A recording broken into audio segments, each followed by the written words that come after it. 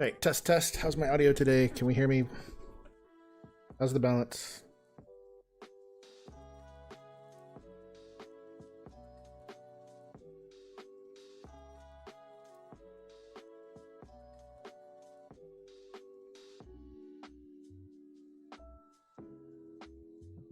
Hey, test, test. How's my audio today? Can we hear me? How's the balance?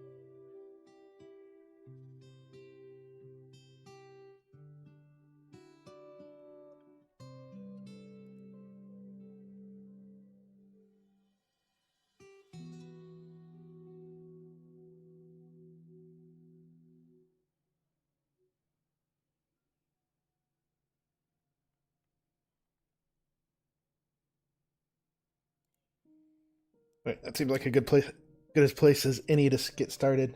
Um, so today we're going to be doing a tutorial on getting set up with Voice SDK, and we're going to play a little bit with possibly using Voice SDK to integrate with Home Designer, which is a asset that is out on the what is it, the sales today. Black Friday sales. It's one of the flash sales, and some people on Messy's Discord were asking about it, and I had a project specifically in mind for it, so I've already picked it up. I have not had a chance to play with it at all yet, so I don't know how far we'll get when we actually get to the point where we're integrating voice for it, because I haven't looked at the code, I haven't looked at the sample projects, but we'll take a look at it and see if there's anything we can do to actually integrate with it. At the very least, we're going to do a quick walkthrough of getting Voice SDK, installing it, setting up a basic color changing script, because one of the things that will work well with the home designer is setting the colors of your chairs. Something like make that chair blue or make that chair green. That's kind of the segue I imagined we'd do today. But I wanted to do. It's been a long time since I've done an intro to Voice SDK, and in fact, a lot of people are going to the old Wit Unity video, and that video is really dated and does not show the proper way to get Voice SDK and set it up these days. There are much easier ways to go about it. So yeah, that's the goal of the day, and we'll just get started. I'm hoping to generate some content for this, and I might actually put out a short form tutorial, maybe my first one, if I can actually get myself to go back and look at the video and edit it, but that's kind of the goal, is to create some content that I can go back and edit, and maybe cut out 2 hours of stream and get it down to a 10-minute tutorial, instead of trying to parse through 2 hours of content to find the 10 minutes of value that many streams have. So that's the goal for today, and we're just gonna jump into it and get started. All right. One thing I need to look at first is I want to sure that test. Okay, I'm gonna be recording this in 2 different places, and I want to have my audio go to the other place as well as an index. All right, and Streamcat is already here.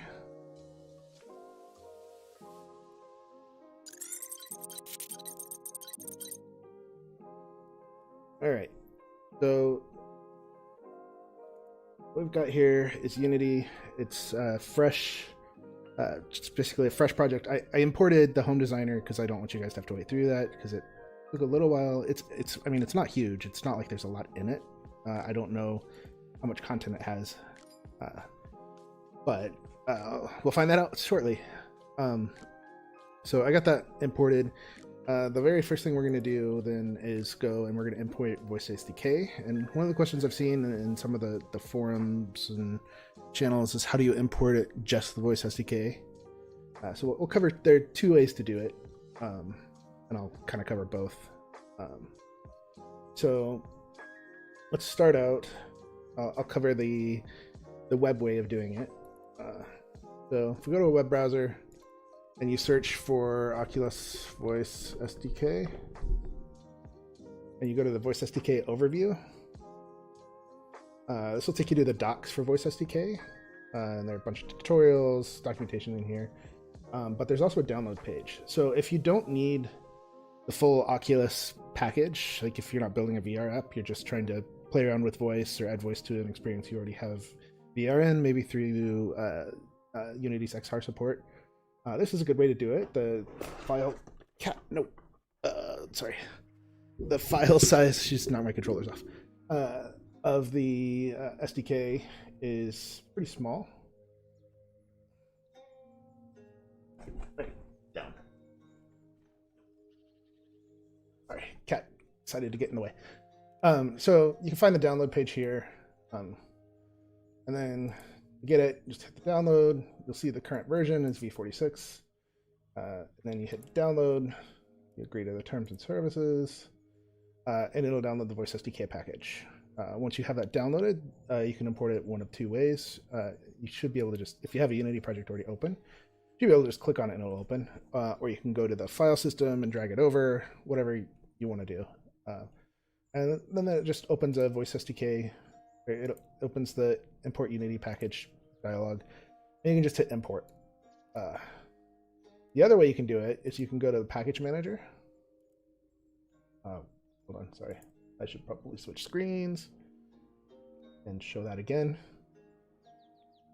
Okay, so like I said, when I clicked on that, it opened the import. So yet another way to do it, you can import package, custom package. And then I'm going to do this off screen, I think. And find your package on the open dialog, and then again, it'll open up the import Unity package dialog. Then once you're ready, just hit import, and that'll have just the Voice SDK. It's about 8 megs total as of this version. The other way to do it, like I was saying, is you go to Window, and then you go to Package Manager. In Package Manager, you search for the Oculus. So this is a home designer bundle. Oculus integration.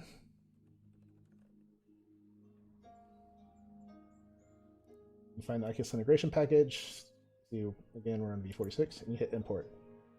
So if you're building a full VR project, and your target is Oculus, and you want to use the Oculus integration package, that's great for this.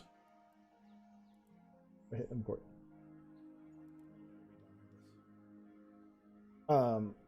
So then you'll have the full Oculus package and you'll have voice all in one. If you already have the Oculus integration package, or you just want to go through the store manager, but you don't want the Oculus components, if you go to import, you can actually select just the voice component. And I'll show you how to do that in a second. That's what we'll do here. We'll import it from the package manager. So when you open it, you want to deselect Oculus, the whole package, and then you want to reduce all of these directories down, and then you're going to want to find the voice directory. And so if you want just voice support and you don't want any of the Oculus components, go ahead and select just the voice directory.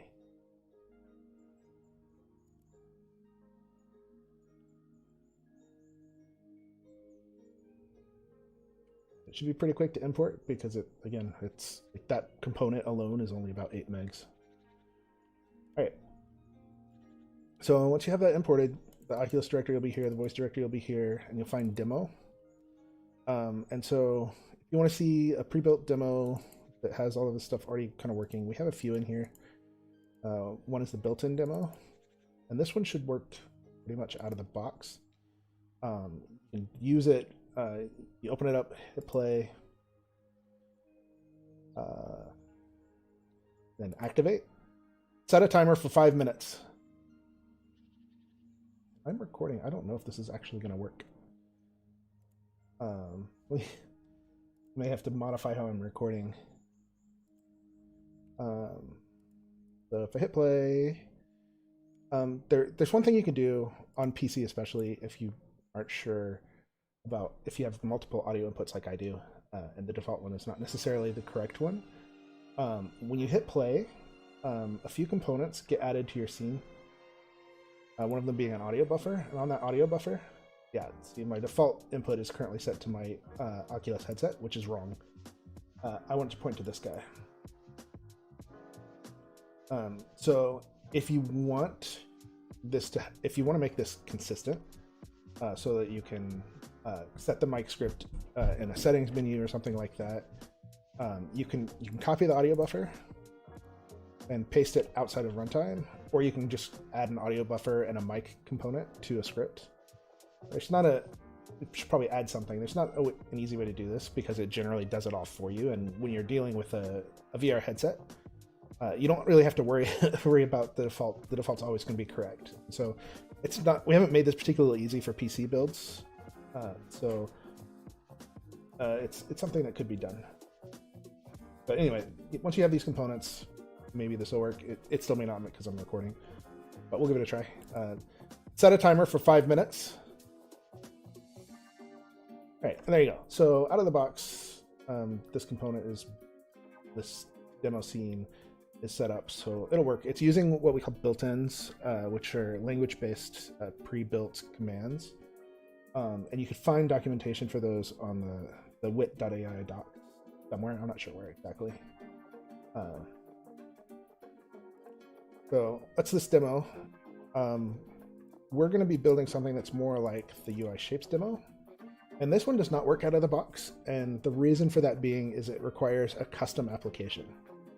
And so if you want to build this one, you're going to have to create a Wit.ai app. So you're going to have to go to Wit.ai App, create an app, and go to the settings page. So we'll go ahead and do that real quick, and we'll get this one functional. There are a couple ways you can do this too. In the data directory under the demo, there's a shapes demo zip. And this has basically the whole thing pre-configured so that you can import the project, grab the settings page, or grab your server token from the settings page and just go, and it'll work with this app. We're not going to do that. We're going to actually set this up because it's more useful than importing a zip. Okay, so switch back to the browser. We need to go to Wit Apps.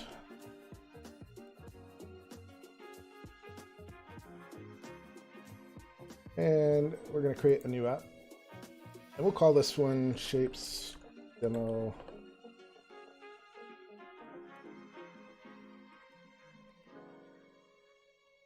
And then, so when I was talking about that zip, that's you do that here. You import from a backup, and you would browse and you would go find that zip file. But we want to create this one from scratch. We're going to do that.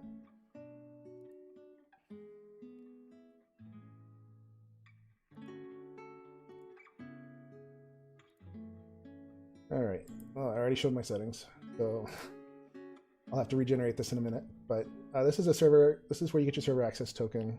So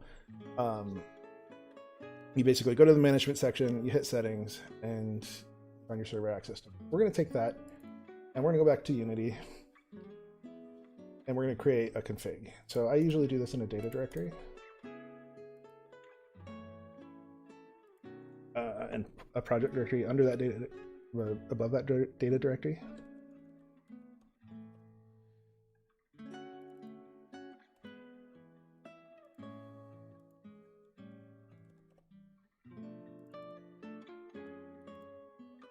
Right.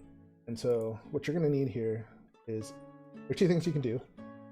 You can reuse this Wit configuration, or you can go into create, Voice SDK, and configuration. And then that'll open up in the directory you selected in, that you're currently active in your project window. And you should be able to say, I'm going to call this my Wit config. And then you go to your Wit config, and you paste your server access token. The other way you can do this, you can go to Oculus, Voice SDK, and then click on settings. And you'll see you have the option to paste your server token. So again, you can paste it here, and it'll link it.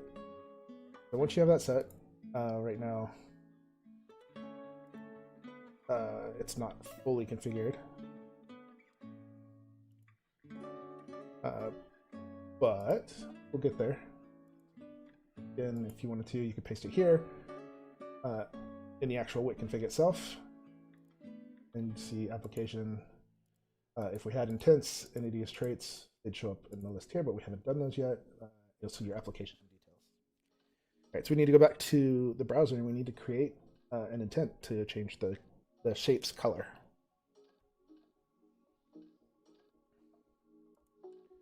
All right, to do that, we're going to go into Understanding Viewer. And it'll look something kind of like this. And you're going to type in an utterance. Say, I would like the cube to be blue.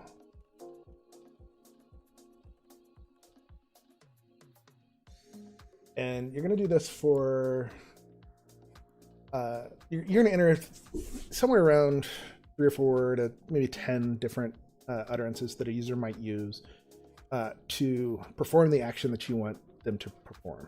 And in this case, the action you're trying to get them to perform is something called an intent. So they intend to do action XYZ. So in this case, our users intend to change the color of the shape. So you'll see under here, there are a bunch of pre-configured ones, basically more built-ins that you can select from. So things like getting the temperature, get the weather, increase volume, media controls, stuff like that.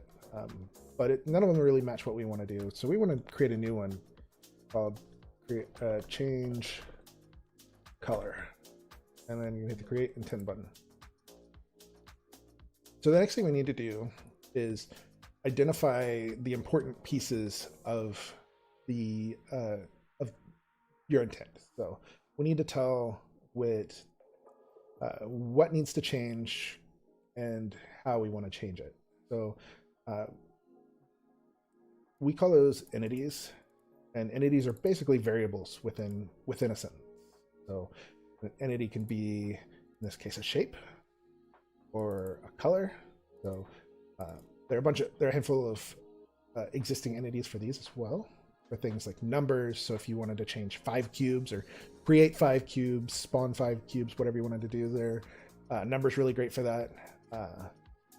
Good for quantities. They have things for phone numbers, email, content, etc., etc. But we're going to start out with, we're going to create a shape entity. we're going to create a color.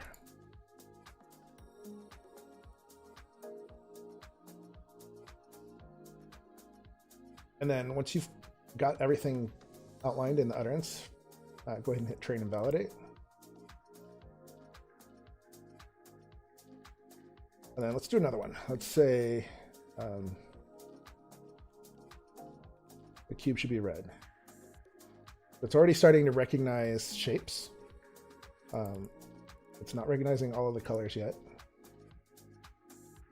So we can do assign intent. You'll notice the little ball over here is currently orange. It means we're currently in training. So it's teaching Wit how to understand your utterance.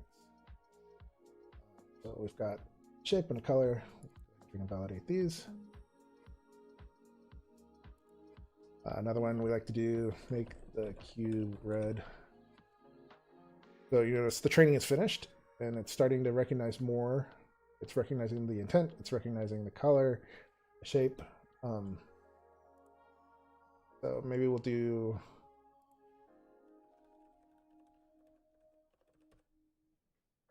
orange, or maybe we'll do yellow. I like to use, so the script itself that we use for the color change in the demo uses the Unity HTTP color tool to convert color words into colors. So as long as you're using a color that is recognized by HTML, it'll probably work. You can always expand that list, and we'll talk about that in a minute. You'll notice confidence is lower because this is a new color. It hasn't been trained yet. All right, so if we go look at our shapes, you'll notice it supports free text and keywords, right? And that's really good for identifying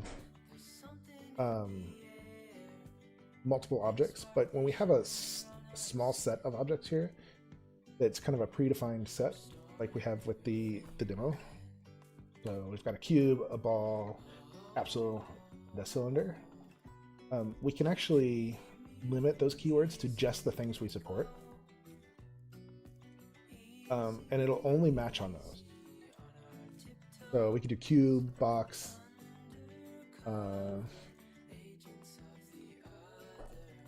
One thing when I run the cube demo a lot, cube gets, especially when I'm talking, it ends up recognizing cube as Q.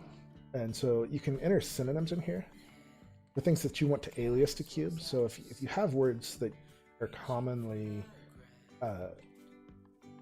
being recognized by ASR incorrectly, you can force them to be the thing you want them to be, if it makes sense in your current use scenario. So we want to do a cube, sphere, capsule, and what's the other one? And a cylinder.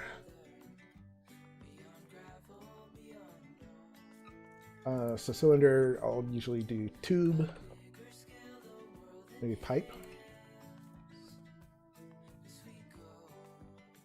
And sphere, I like to do ball. So if you say any of these things, they'll map to these words.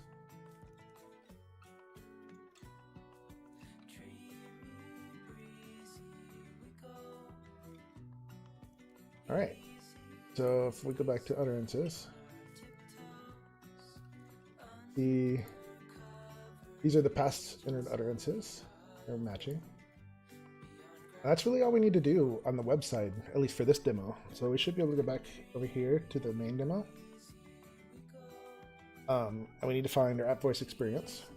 And we need to make sure that we're using the right config, which we set as wit config.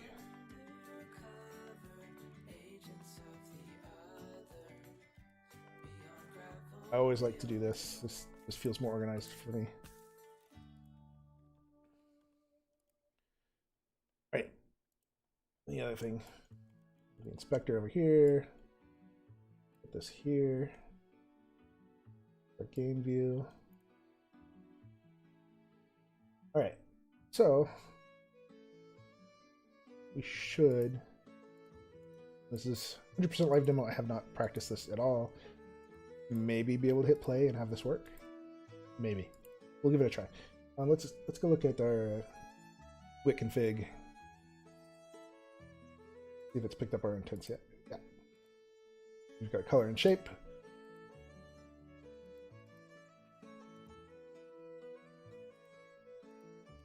We've got all we need there. All right. So if I hit play, we'll give this a try. I have not set, I need to set my default. You don't have to keep doing it. So I'm just going to open sound settings. And then input. Change this to webcam.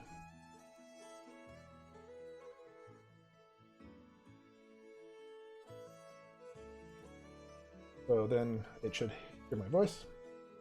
So if you don't have audio show up and you have multiple inputs, especially if you got like an Oculus headset attached to your desktop, it may have reset your default audio input. So make sure that value is what you expect it to be.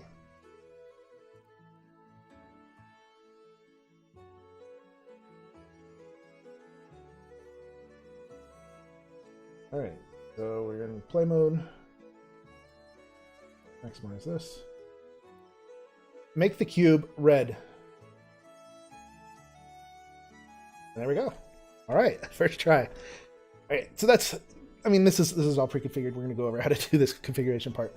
But it shows if you use those settings on when setting up a new app, you should be able to do the shapes demo, and it should just work out of the box. But you got to make sure the names of the entities match, the names of the intents match, all of that stuff. All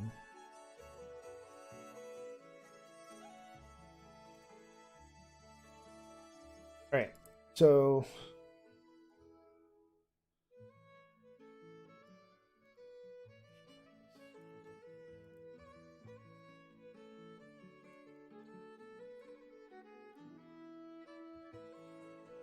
I'll put this here.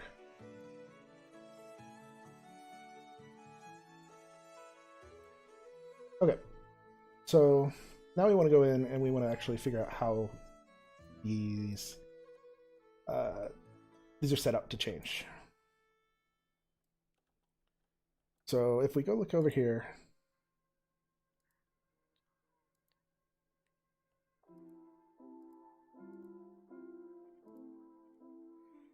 there's this color changer script.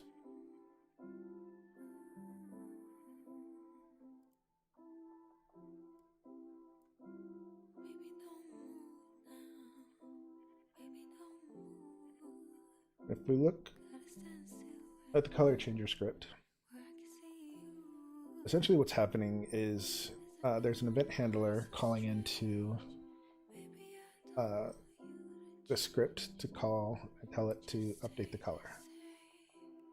It takes a list of color names and a list of shapes, and it goes in and it does use the color utility to try and parse an HTML color string, get a color, and then it goes and it looks at the names of the shapes, and if it finds a shape that matches, it will set the color of that shape.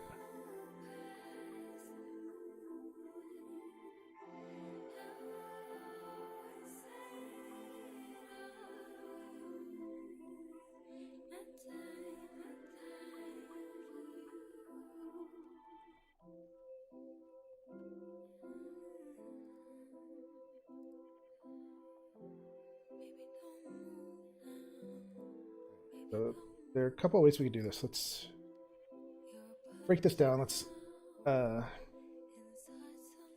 take this scene and let's more or less recreate it from scratch. We're going to duplicate the shapes. Sorry, I'm kind of doing this a little out of order. So let's take just the shapes and the environment. And let's do the camera rig, I think. So yeah, let's start with that. Shapes, environment, camera rig. Or we'll do this.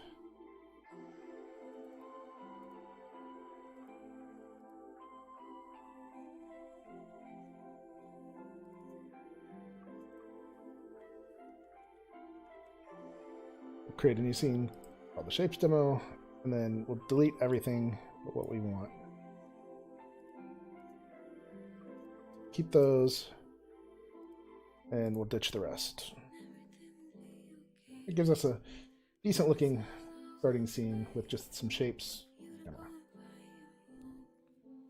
So now let's go in and let's actually rig this up.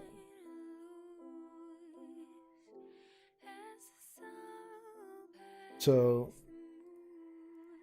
let's say the first thing you need to do is you need to add an app voice experience to your scene. So there are a couple ways to do this. You can go to Assets, Create, Voice SDK, add app voice experience to scene. The other way to do it, which is kind of weird, but you can go in here. This is basically an alias of the Assets Create menu. Go to Create, Voice SDK, add app voice experience to scene.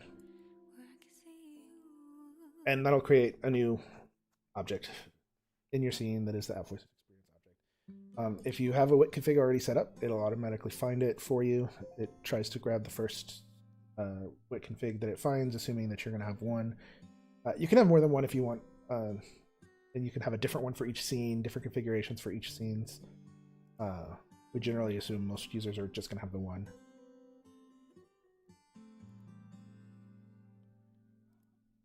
So if I go into the app voice experience here, we need a way to activate.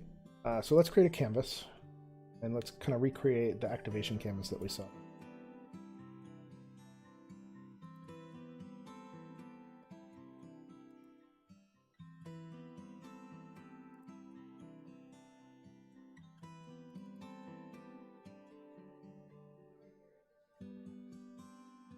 All right. So in our canvas, we're going to create a button.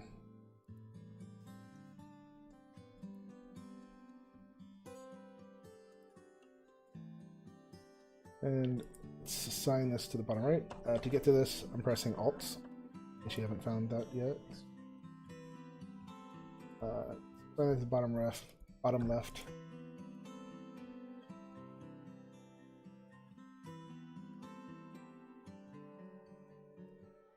Always.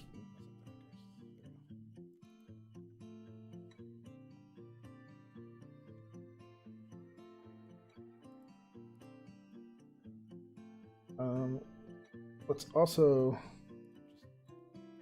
so we're doing it, go into our canvas, we'll scale the screen size by 1080.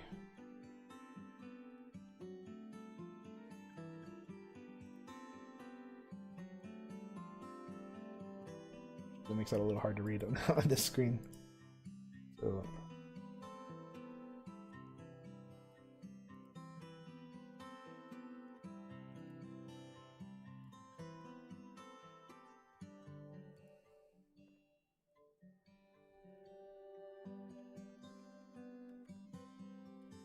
so we just got a little button. We'll set the label to activate.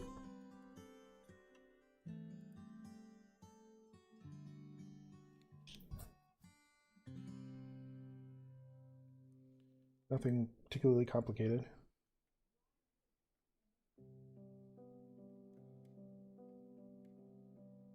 So now we want that button to activate our app voice experience. There's no real built-in activation method for voice commands with Voice SDK. It's up to you to kind of define how you want to activate. So you can do it any way you want.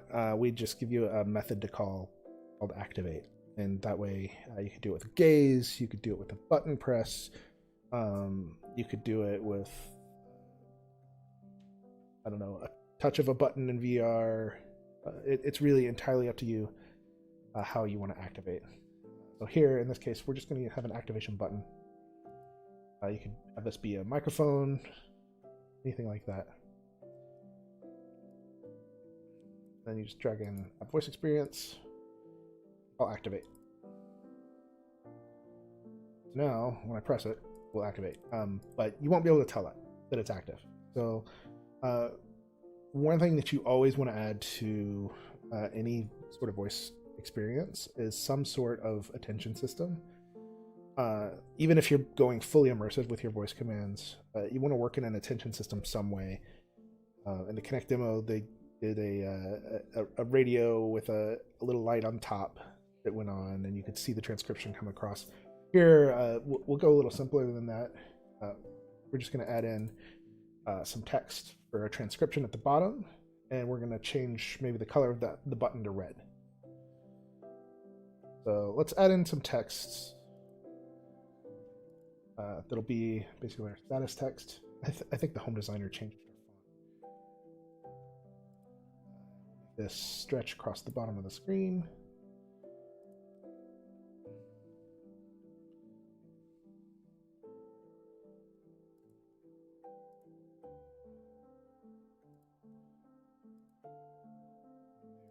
Black. Easy to read.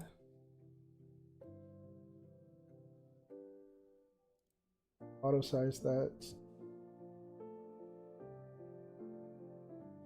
It'll give us still some extra padding.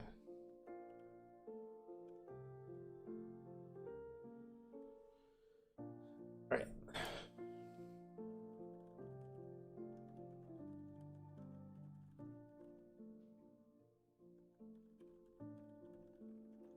We'll just start out with some text there. Maybe we'll call this status. Okay, so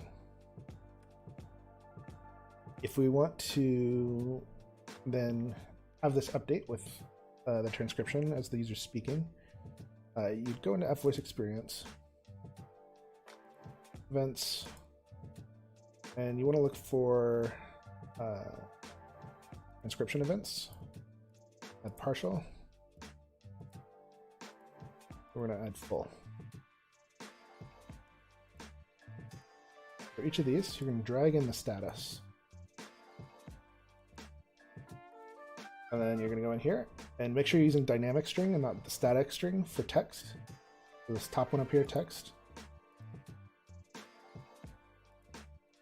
And so what's going to happen is when I activate via the activation button, it's going to change the text of this to be the text of the that the user says as it's active. The other event we want to listen for are mic events. So as soon as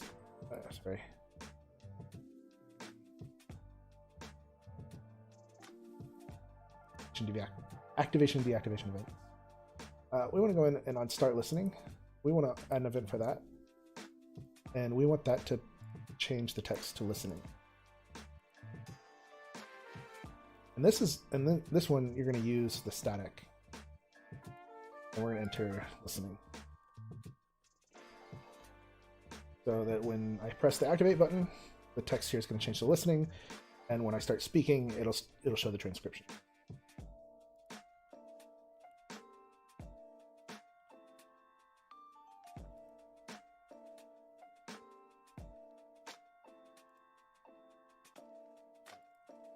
This is a test. Testing. This is a test.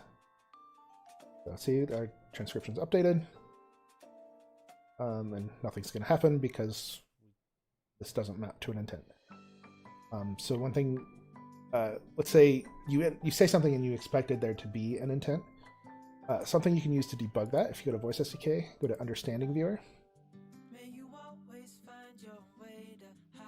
And then let's hit activate it again. Activate test. This is another test.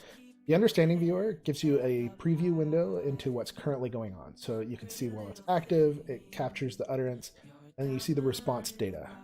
And so if you need to debug, you're wondering, well, why didn't this recognize something? You could go look at, say, the intents, and you could look at the confidence. You know, it's a confidence of 0.92 on change color. Now, the fact that it recognized this as change color is another indication that we haven't done enough training. So there's nothing about changing color in this statement. So that tells me we need to go back to the website and we need to go enter a few more utterances to really give it a better idea of what a change color intent is.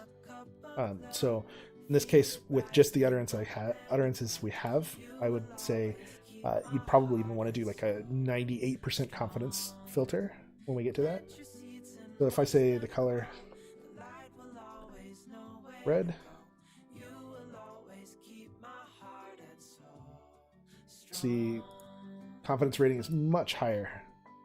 And so that's another thing that understanding viewer is really useful for is this actually gets sent here. If I hit activate, you're going to see it activate in the app. So it's using the current app and the Wit config that is available to that app. So if you haven't built an activation button yet, this is a quick way to activate and send exact text. So again, if you want to send exact text that is, maybe you're having trouble getting it to recognize sphere because you haven't finished training it, you do the sphere would be red. And then you can send the text as you type it. And you're guaranteed to get exactly what you want. And this helps for people with accents maybe that are having trouble with specific words. So it's another way to test this. And then, as always, you've got direct access to the response. You could see what data it gave us back. You could see that we got a shape entity, and it came back with the value of a sphere. We got a color, it came back with the value of red. Okay, let's unpause that. I'll go ahead and dock this here. Or we don't need so much space here.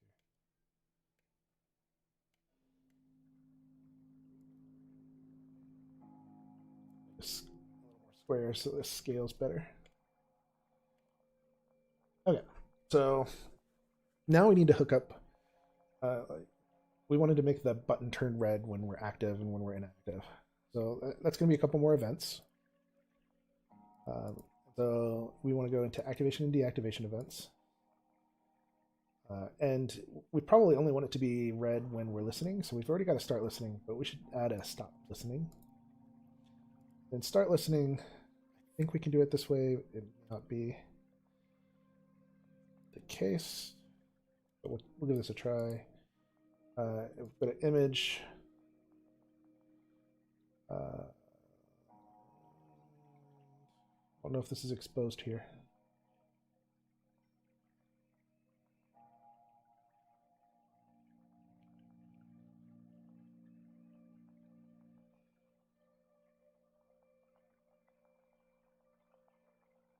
Now we can do it through the sprite. We'll do it through the sprite.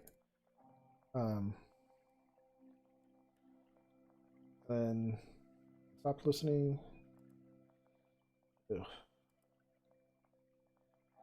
Unfortunately, a side effect of this particular version of Unity. I'm not sure which. Got some display issues. It's just a little finicky. We got the button.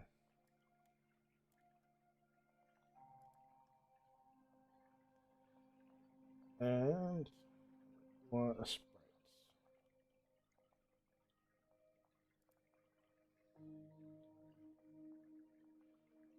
I mean, the other thing we could do is we could go enable disabled, which maybe is a better way to do it.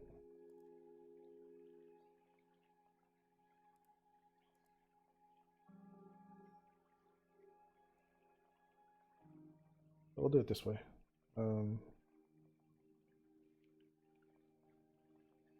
Where was sprite? Okay. So we have our sprites. Let's go back to the button. It's got this UI right here. Which I don't think is selectable because it's a built-in. So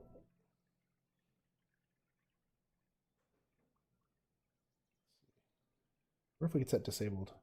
We could set the disabled color.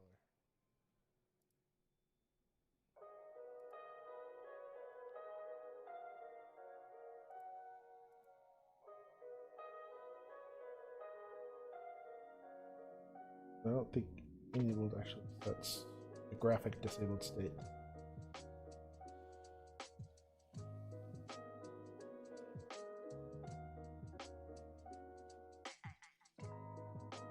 Oh, let's do this for now.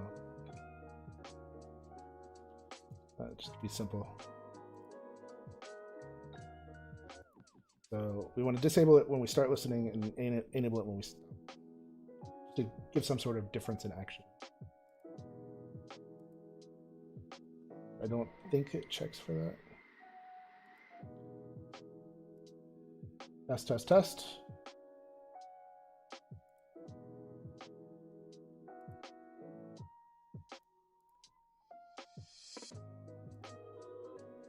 I'm going to be really, really simple with this. I don't want to require a bunch of components.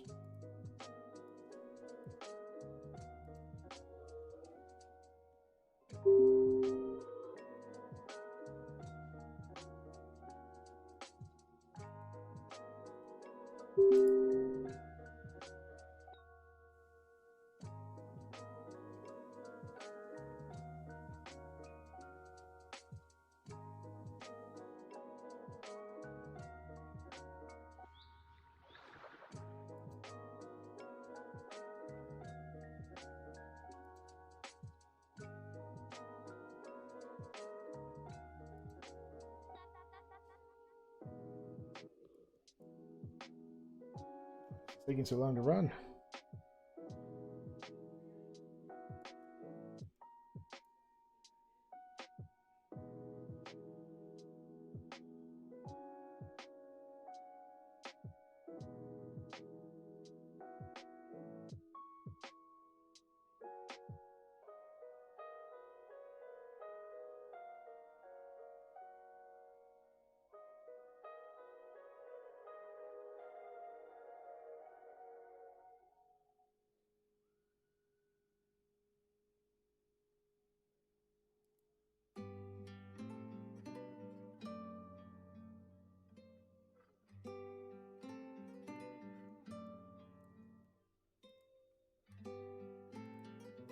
Not be taking this long to run.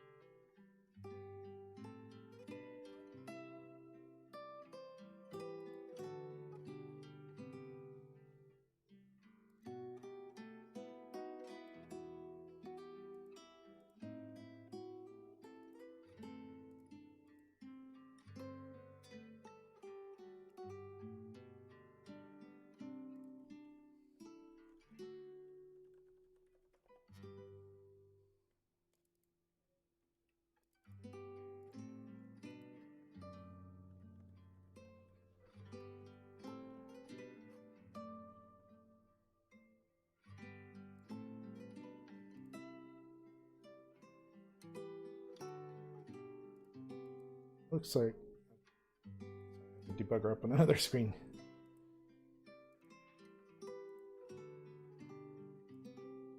Looks like there's some thread that's hung.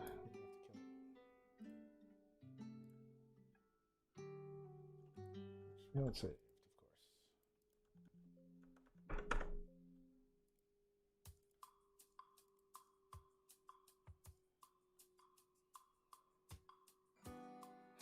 In the clouds, oh my, since I met you.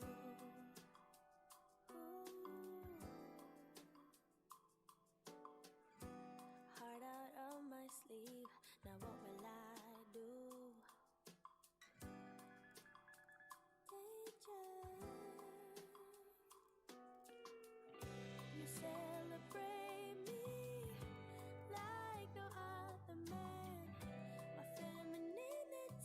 takes off like a champagne bottle. The sun has been outshine. The planet's totally alive. I'm bitten. They're bitten. I'm bitten.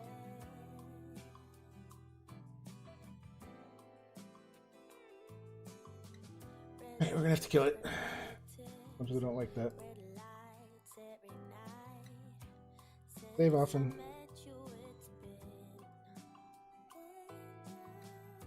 Somehow rational's been flushed down the toilet by ya.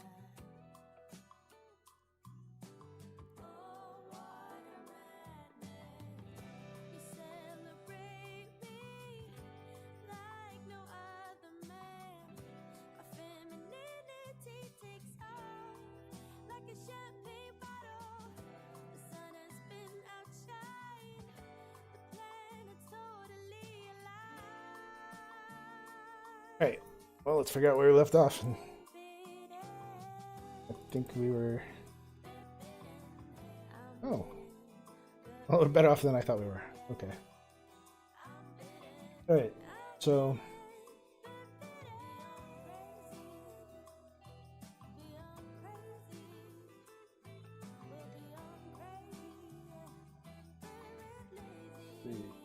we have our button.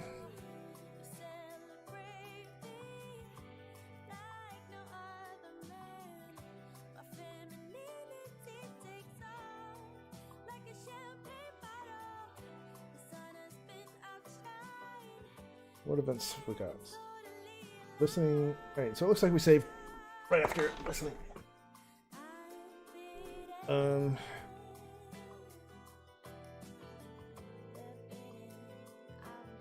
So if we go back to that voice experience and events,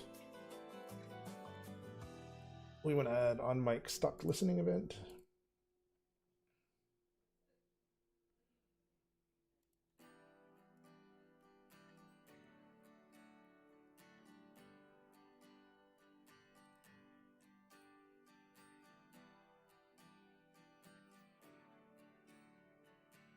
Okay, let's do this.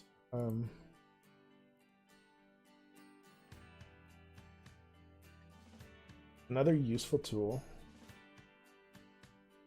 that we haven't talked much about yet is the Voice SDK Toolkit. And so I want to throw in a mic button here rather than change the color of the button, since it's just a thing to do without writing a bunch of scripts. So what we're going to do, we're going to go grab the Voice SDK Toolkit.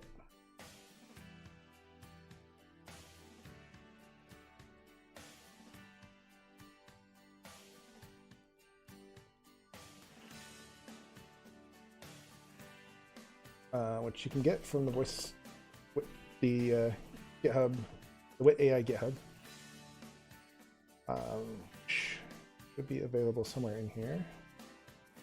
The Voice SDK Toolkit Unity. Paste that in the chat.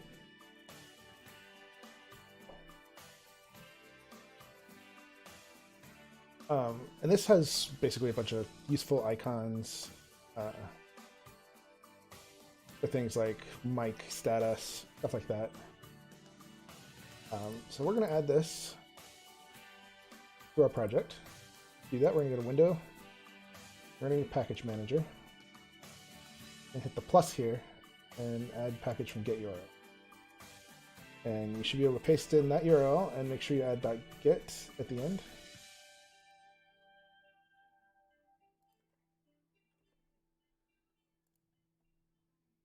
That should add it to your project.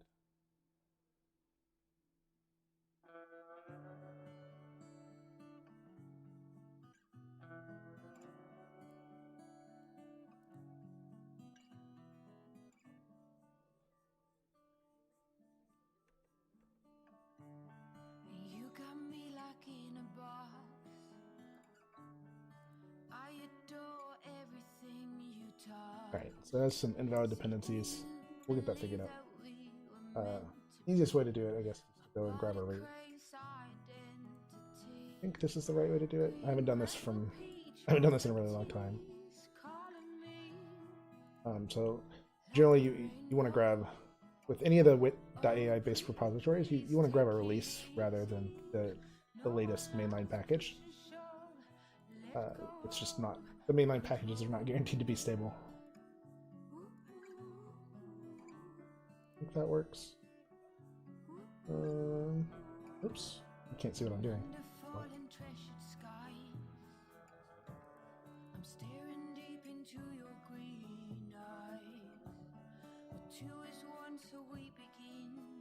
Then the third way to do this, if all else fails, sorry, I haven't actually tried doing this in a while. There are definitely some bugs. You can grab the source code zip and extract it in your projects. So grab the source code zip here from the release, and then that's going to show the zip file here.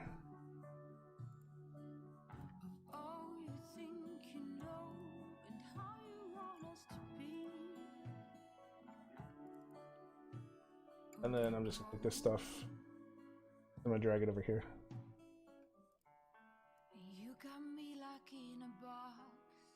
Under assets.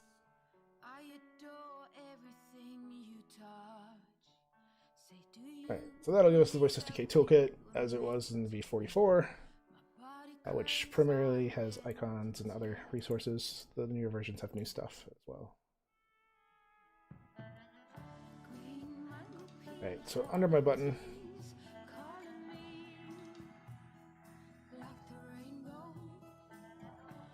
I want to add in a mic.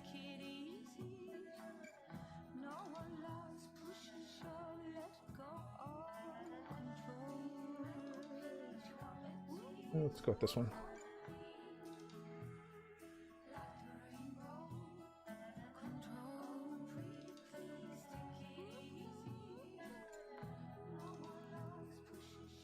Sorry.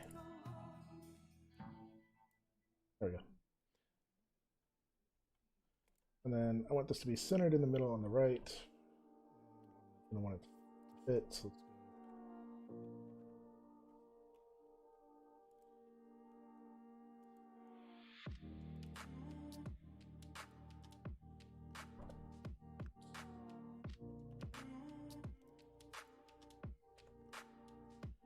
let's go. And let's go ahead and change the color of that. Good. So -8.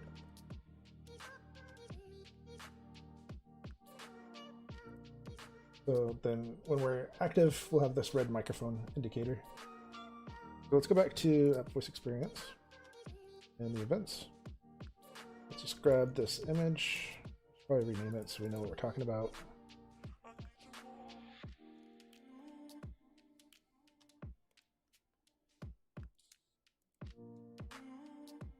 And we're just going to drag in that microphone icon, and we're going to set the game object activity. So when we start, we're going to turn it on, stop, and turn it off. Right. Save. I should probably turn it off to start as well. We're active, and there we go. As soon as it goes inactive, the microphone goes away. We activate again, the microphone's back, and we can see it in play. We're good to go. All right, we've got our attention system set up. Now we need to actually change the colors of the shapes. And there are multiple ways to do this.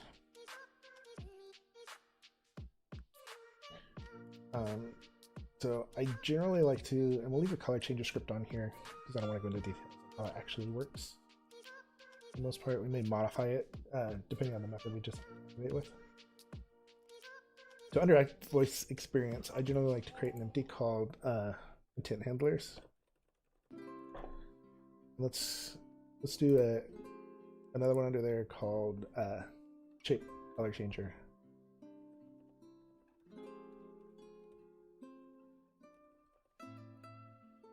And so this is another place where the understanding viewer is really, really useful.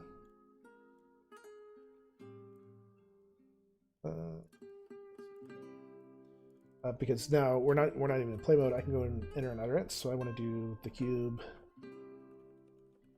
be red. As long as I have the shape, color, change intent selected, I can go into these entities and I can add in matchers. I can see I want the value red.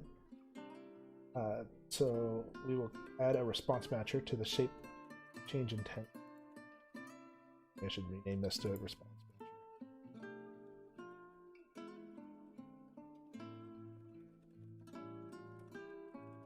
Something like that.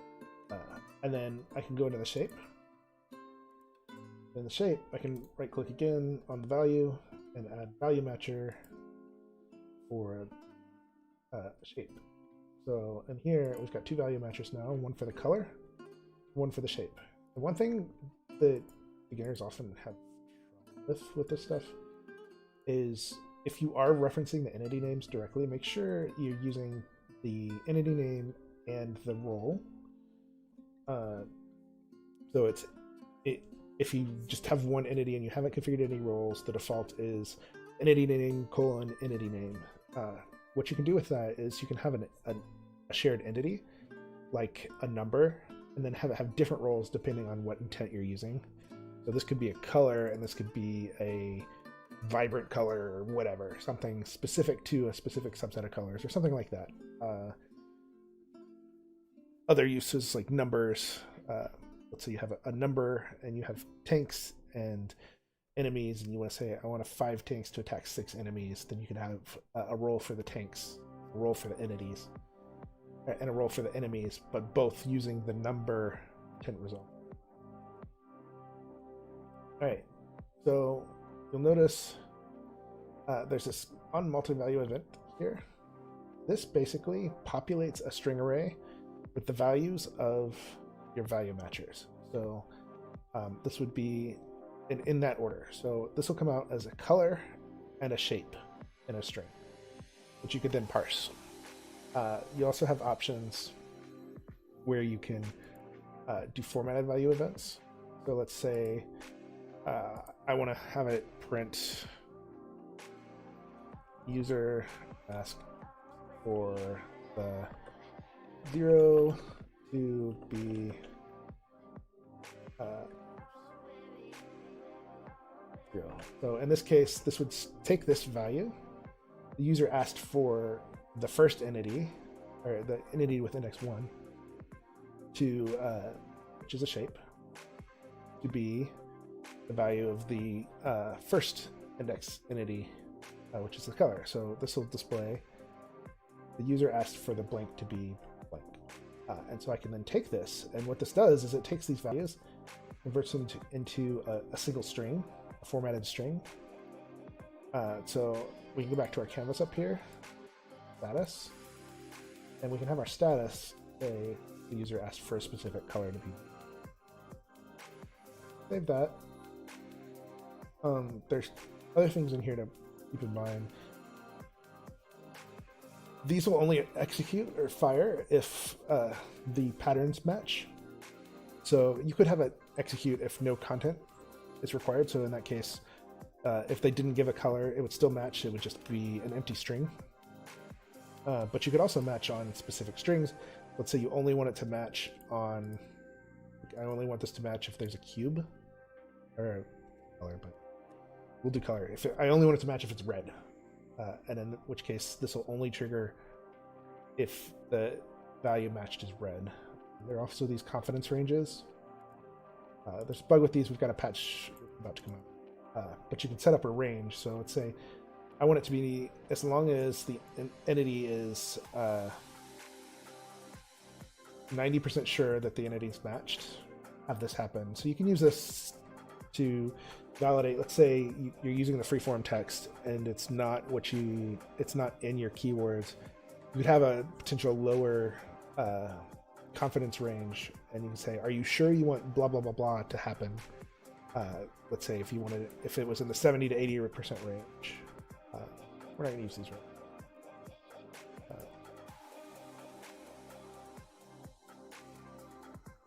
You can also, if you've noticed, there's a create value reference, and this creates basically a static scriptable object that has the path and all of the values in it, and it's a little more efficient at digging the values out of the results than some of these, because it knows it's a float. It'll automatically convert it to a float, so that if that value is used multiple times, it won't have to do all of the conversions it needs to do to convert a float into a float. Do these comparisons greater or less than or equal to. Right, so save this. Right, let's see if this works.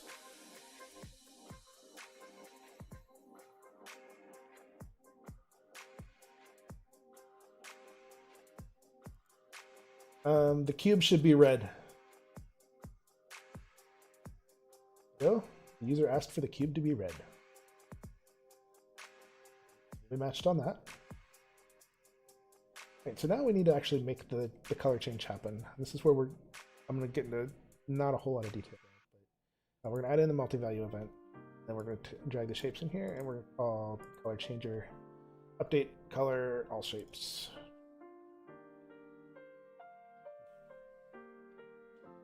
Worried I was on the wrong screen for all of that, and then have to do it all over again. So if we go in and we look at the color changer,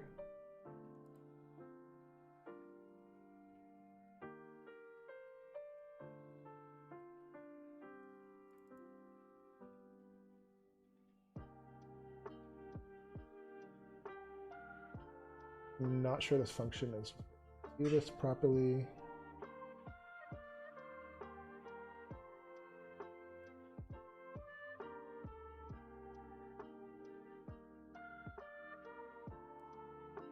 So what we really want is something more like this. So create a custom method, update color,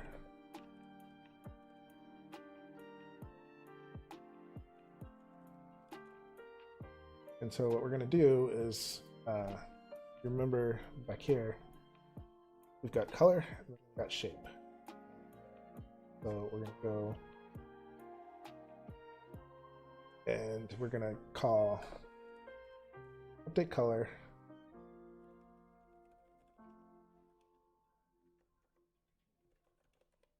and we're just going to pass the first value into as our list of colors.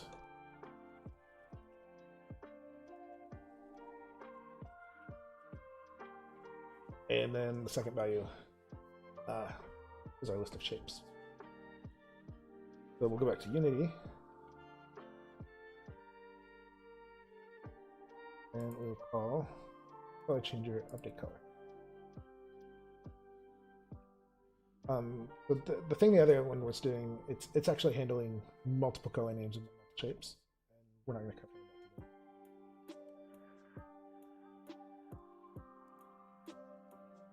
All right. So if I hit play again,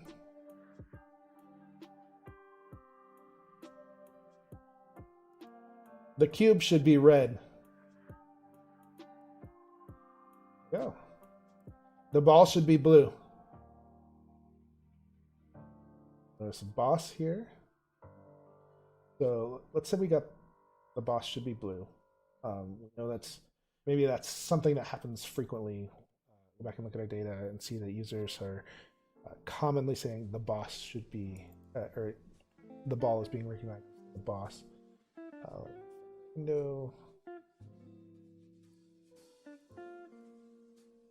So if you want to fix this, you have to go back to the Wit.ai, then go to utterances.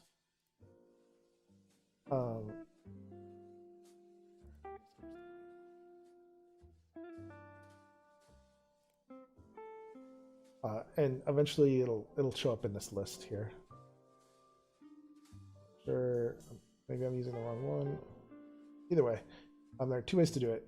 You'll see it pop up here. See a drop down to choose, and you can update it. The other option you've got is, again, you can go into entities, go to shape, and add boss to our list here.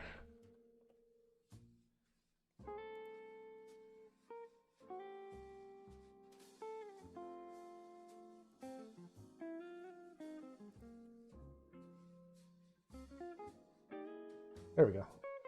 Ah, that's what I was looking for.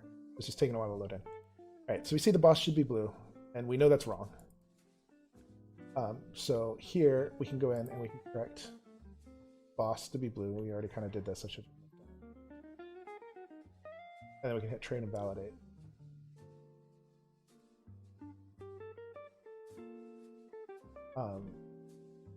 But you can do that for most of these. You can go back and look at your history, and you see, okay, so we know the cube should be red. That was good. That was good. Wanted to train boss as a synonym for the resolve value, so we found blue. What you would do is you go into resolve value for the shape here, make sure it's pointed at the alias that you want. When you hit train and validate,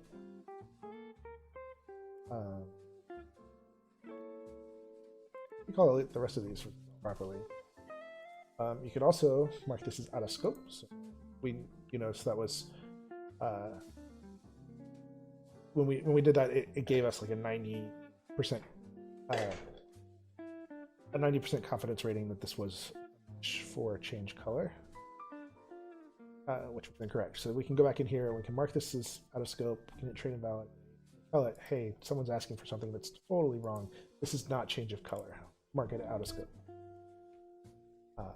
And this will help refine the matches.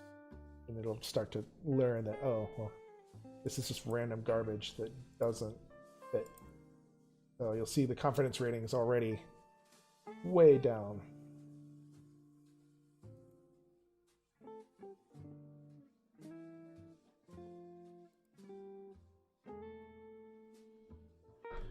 All right, so let's go back over here. Let's hit activate. The ball should be blue. The boss should be orange. The boss should be orange. Then we've got another one, the bus. So this is what I was talking about. We can go highlight bus. And we want it to be shape. We want to resolve that value to sphere. This is what I was talking about. So we know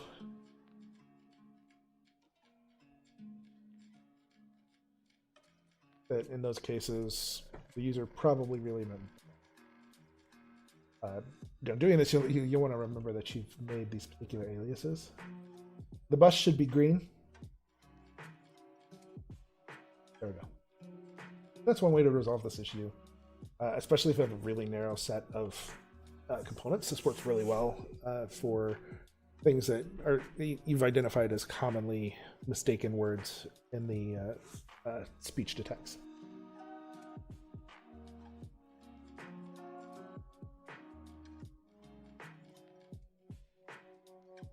All right, so that is more or less it for changing shapes.